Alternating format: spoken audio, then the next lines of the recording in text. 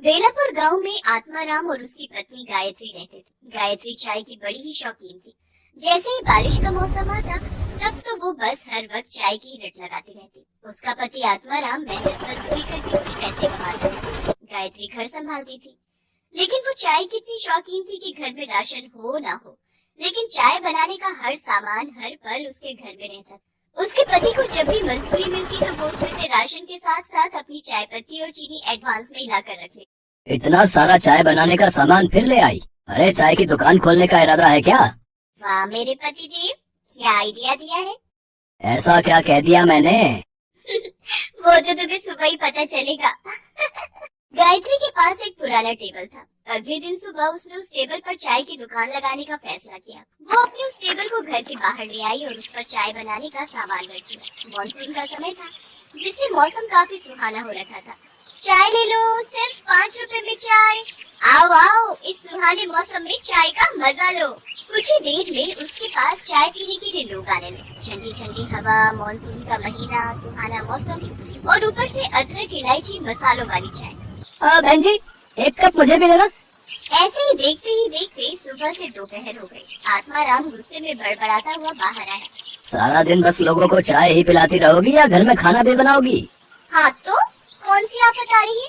देख नहीं रहा बीवी बिजनेस कर रही है, खुद ही जाकर बना लो खाना। लेकिन मेरी माँ, बनाऊं किसमें? चूल्हा तो तुम हथिया कर बैठी हो। अरे हाँ, मैं तो भूल ही गई थी। अच्छा, आज मेरा काम का पहला दिन है, परेशान मत करो। खाना अब सीधा रात को ही खाना, तब तक इस चाय से ही काम चलाओ। लो, एक कप चाय पियो। नहीं पीनी है तुम्हारी चाय। हे भगवान, मैं क्या करूं इस औरत का? काश कि कोई चाय देने वाला पेड़ होता जो सारा दिन बस चाय ही देता रहता। शाम को जब ग्राहक आने बंद हो गए तो गायत्री ने चूल्हा अंदर ले जाकर रख दिया और उसमें खाना बनाने लगी। साथ ही उसने चाय के पतीले में बची हुई थोड़ी सी चाय को अपने घर के आंगन में लगे पेड़ की जड़ों में डाल दिया। सुबह जब गायत्री आंगन में झाड़ू लगा रही थी तो उसकी नजर उस पेड़ पर गई। अरे, एक रात में इस पेड़ पर इतने फल कैसे लग गए? कल रात तक तो इसमें कुछ भी नहीं था। तभी वहाँ आत्माराम भी आ गया। हाँ, इसमें तो बहुत सारे फल लगे हैं, चलो एक तोड़ कर देखते हैं। आत्माराम ने फल तोड़ा तो उस फल में से चाय निकली। इस फल में चाय? भला ये कैसे हो सकता है? हाँ, चाय, क्योंकि मैं एक जादुई पेड़ हूँ। कल तुमने मेरी जड़ में चाय डाली थी, इसलिए अब तुम्हें हर रोज चाय मिलेगी। तुम जितनी चाहो उतनी चाय के फल मुझसे तोड़ सकते हो। वाह, ये तो बहुत ही अच्छा हुआ। अब हम बिना लागत लगाए ही लोगों को मुफ्त की चाय बेचेंगे और खूब मुनाफा कमाएंगे। अच्छा सुनिए जी, ग्राहक आते ही होंगे, तुम जल्दी से इन फलों से चाय निकाल कर केटल में डालो ताकि मैं उन्हें बेच सकूं। उन्होंने जल्दी से केटल में चाय भरी और फिर गायत्री उसे अपने टेबल लगाकर बेचने लगी। गायत्री बहन, आज तुम चाय चूल्हे पे नहीं बना रही? इस केटल में तो ठंडी होगी ना? नहीं भाई साहब, चाय एकदम गर्म है, बस अभी चूल्हे से उतार कर लाई हूँ। इस चाय में बड़ा ही स्वादिष्ट स्वाद है। अब गायत्री के ग्राहक और भी बढ़ गए, क्योंकि जो स्वाद उस पेड़ की चाय का था वैसा स्वाद उन्हें और कहीं नहीं मिला। गायत्री अब खूब मुनाफा कमाने लगी।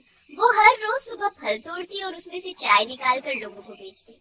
एक रोज ऐसे ही रात को बहुत तेज आंधी तूफान चलने लगे और जोरों की बारिश हुई, जिसमें कि उस पेड़ पर लगे सभी फल टूट कर नीचे गिर गए। ये देख गायत्री बहुत परेशान हो गई और रोते हुए भगवान से प्रार्थना करने लगी।